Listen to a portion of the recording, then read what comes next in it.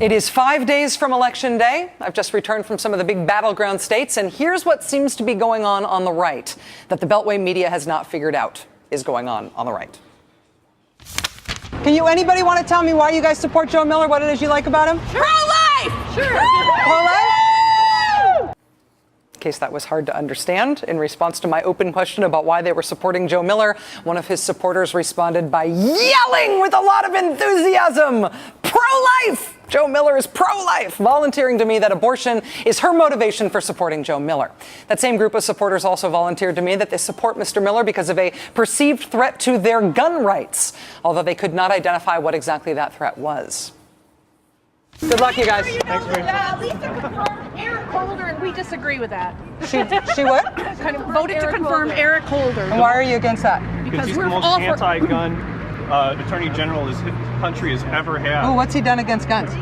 Well, at this point, it's what hasn't he done against guns? Let's ask that question. Let's look at what his voting record beforehand. And I'm sure you got... Eric Holder wasn't an elected official. All I'm asking is look at what his record is with Obama then. Look at what he's... What's he done on guns that you're upset about, though? Just so I honestly, I don't know enough about him to answer that truthfully, Rachel. Can I just ask why are you upset about Eric Holder? Because he's anti-gun. What has he done that's anti-gun? I don't have all the facts, but I know that he is anti-gun.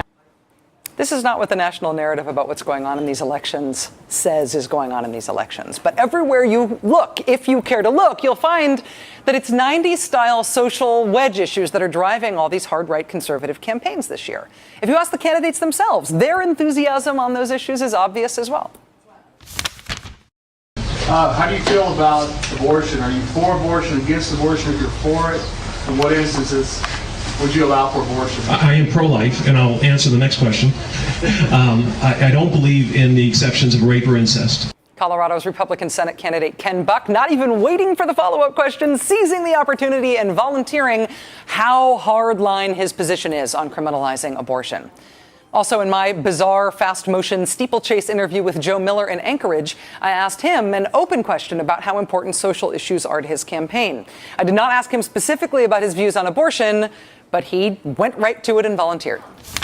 So I've been talking with your supporters since I've been here. One of the things that I did not know to expect before I got here is how important social issues are to them. You really run as a constitutional conservative, fiscal conservative. People keep raising the issue of abortion, marriage, other social issues like that to me. How central are those to your campaign, to your view? Well, I think the life issue is very important. I believe in defending innocent life. I'm a pro-life candidate, the only unequivocally pro-life candidate in this race. The coat of paint that's been put over conservative politics this year is that it's all about small government. And I understand that's an appealing message. If I were the conservative movement choosing an attractive branding strategy for this year, that's probably what I would choose too. It sounds great. But quite literally, one follow-up question is all it takes to show that the small government libertarian impulse devolve everything to the states theme this year is just messaging. It is not really what these candidates are offering. In terms of gay rights issues, there's a man on your campaign payroll who runs a website called hopeforhomosexuals.com. His name is Terry Moffat. Do you agree with him that homosexuality can be changed, it can be cured? Our perspective, and we've answered this question before, is that it really is a state issue. As to how those issues want to be resolved, it should be handled at the state level. Do you think there should be a constitutional amendment banning gay marriage? That's up to the people. If you got a 3/4 vote ratified, I'd vote for it. You would vote for it? Yeah, I would. So gay rights issues should be handled at the state level, except the federal government should ban gay rights. It does not matter how you feel about gay rights. A candidate who says they should be decided at the state level and they should be banned federally is a candidate who makes no sense. That's like hosting a clam bake to announce that you're keeping kosher. That's beating up the guy who doesn't believe you're a pacifist. That's like saying, I am humble. It makes no sense. That interview was awkward for reasons besides the fact that we were running down escalators and through doors and lobbies and into cars while doing it. The interview was also awkward because limited federal government is Joe Miller's brand as a candidate, but it is clear that that is not what he's actually proposing to do in office. You can't simultaneously believe that gay rights issues should all be left to the states and also that there should be a federal constitutional amendment banning gay rights. On abortion, it's the same kind of awkwardness. The message coming from these candidates is small government, limited federal power. but what they're actually proposing is giant government with newly radical, intrusive power.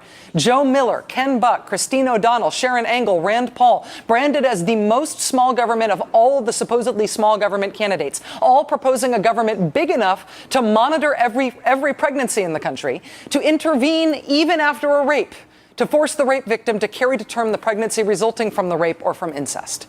No matter what the woman wants to do, no matter what her doctor thinks she should do, no matter what her family wants to do, these candidates want a government big enough to impose its own decision by force in those cases. The messaging on the right this year is that it's all about limited government, freedom, small government, fiscal responsibility. The problem with conservative branding this year should have been apparent at the outset. Even if you didn't get the whole social issues thing, you might have noticed that Republicans this year were trying to sell themselves as fiscal conservatives who also want to add massively to the federal deficit.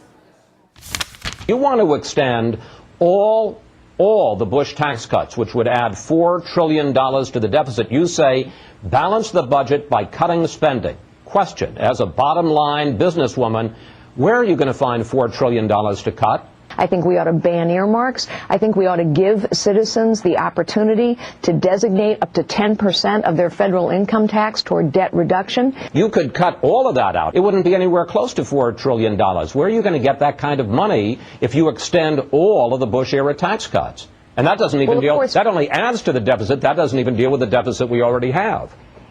Well, of course, first, the thing that we need to do to deal with our debt and our deficit is to both cut spending and grow the economy. Well, let me ask you a specific question, because I still haven't gotten many specifics from you on how you're going to cut $4 trillion and even more out of the budget. You tell me specifically, what are you going to do to cut the billions, the trillions of dollars in entitlements? What benefits are you going to cut? What eligibility are you going to change? You know, Chris, I have to say, with all due respect, you're asking a typical political question. Just as it is not really about being fiscally conservative, it is also not really about small government. What is firing up support for these candidates on the right is an old familiar list of social wedge issues. Gods, guns, and gays, right? It's abortion rights, it's the homosexual agenda, it's they're coming to take your guns, although we don't really know how, we just believe that.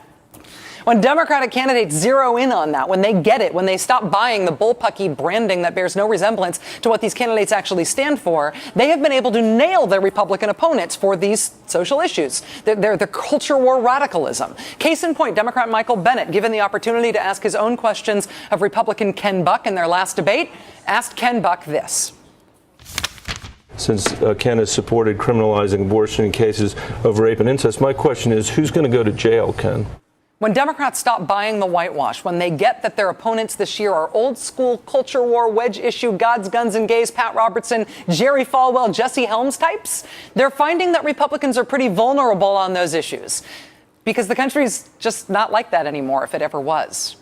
Even if the Beltway narrative doesn't yet own up to this, God, guns, and gays are driving conservative candidacies this year. Small government and reducing the deficit, my foot. Look at what these guys are actually proposing. Ask follow-up questions.